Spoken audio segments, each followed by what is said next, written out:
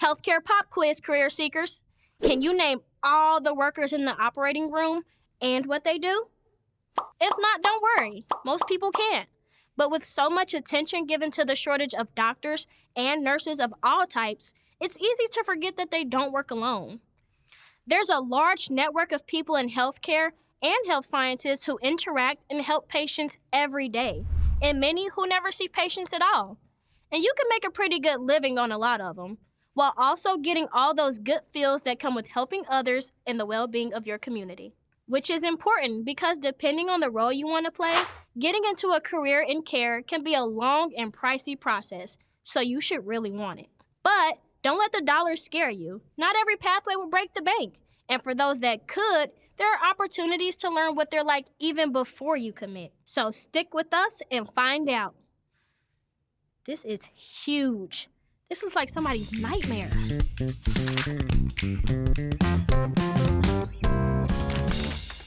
Hi everyone, I'm Mary Williams, and this is Talking Jobs.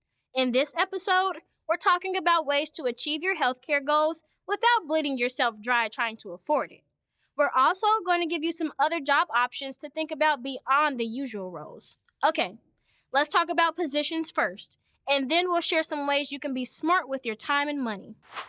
We all know about doctors and nurses, even if you don't know yet all the different kinds or the credentials they may need. Doctors who earn a medical degree generally make more than $250,000 a year in Ohio.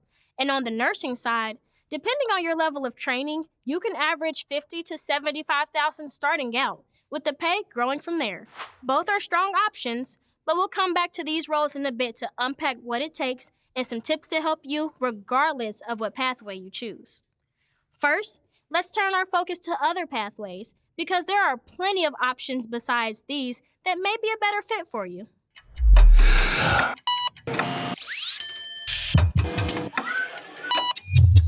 Ooh, that transition was satisfying. And so is our health career game wheel.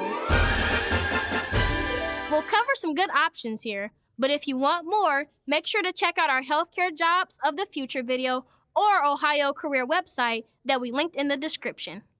Now, as they say, it's time to spin and win. First job is respiratory care therapist. These folks help treat a number of breathing disorders and can work with any group of patients, babies up to the elderly. They can make between $60,000 and $75,000. You'll need a bachelor's degree from an accredited school to get licensed in Ohio. But many technical schools and universities are now offering these tracks, so take a deep breath and check it out. Back to the wheel. Okay, dental hygienist. If you've been to a dentist, then you've worked with a dental hygienist. Did you know they can make north of $70,000? And the demand for this job is super high right now.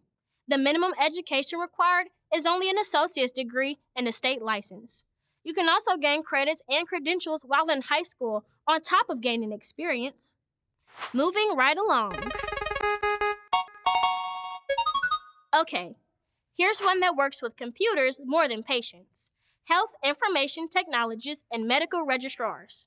These folks help design and develop electronic health systems by using data. They work to improve the care frontline workers can provide. Salaries average around $60,000, while the education needed ranges from an associate's to a bachelor's degree. All right, let's hit a few more. Medical laboratory technician, a great role for folks who are more research-minded and like biology or chemistry. You're likely not interacting with patients every day, but you are getting to operate in a lab setting, conducting experiments, gathering data, and working with patient samples for diagnostic purposes. Starting out, medical lab techs can earn about $45,000 and up. For this role, you need at least an associate's degree and possibly a state certification. If you're looking at it as a first step in your journey, getting your bachelor's may help you. The next step up for lab techs is the role of lab technologist, which has higher training requirements. If you like this one, it's best to check requirements in your area. Medical lab techs can work in hospitals, independent labs, private companies, or even universities. Okay, One more so this show doesn't turn into a full-blown listicle. Radiological or MRI technologist. An MRI, or medical resonance imaging technologist, uses MRI scanners to capture detailed images ordered by a doctor to help in diagnosing a patient. Similar to the lab tech pathways, MRI technologists often start out as radiology technicians before gaining further training, so there's opportunity to work while you learn there. Technologists typically need an associate's or bachelor's degree in a program related to the radiology field. The middle of the salary range for this role is $75,000. We could spend all day spinning a wheel like that because there are so many good roles in healthcare and health science, besides physician and nurses, and you should explore them. Knowledge is power, right? Outside of what we just shared, remember that healthcare as a sector in America represents about 1/6 of our GDP, which is a wonky way to say it's big business.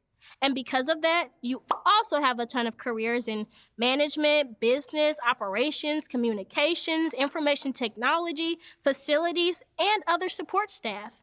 If you're interested, you can find a good fit somewhere. Okay, off of the soapbox, and time to talk about doctors and nurses, roles that the industry currently has a shortage of, which means plenty of opportunity for our generation. If you've got the motivation and are willing to invest a lot of time and energy into the training required, these jobs can be fulfilling and financially rewarding.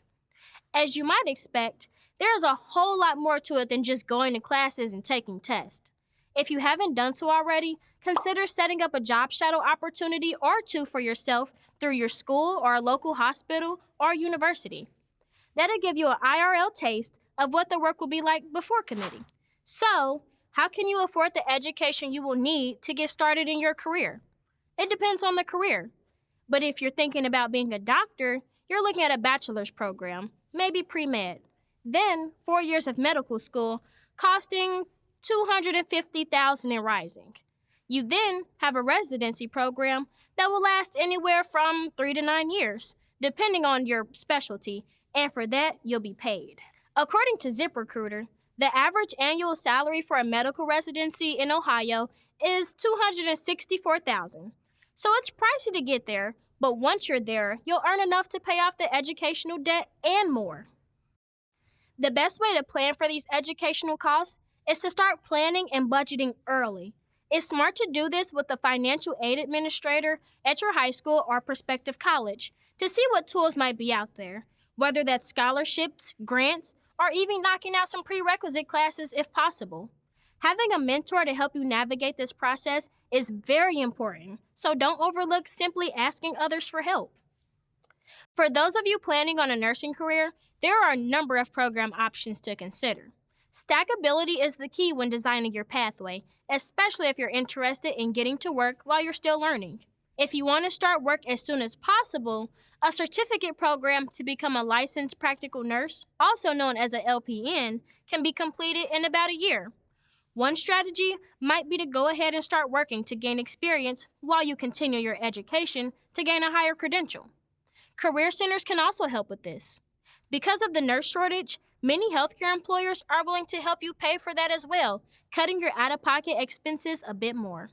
As this strategy suggests, there are bridge programs that can help you transition from an LPN to a registered nurse, or RN, if you decide to advance your career. An associate degree in nursing, also known as ADN, takes 2 or 3 years and also prepares you to become an RN.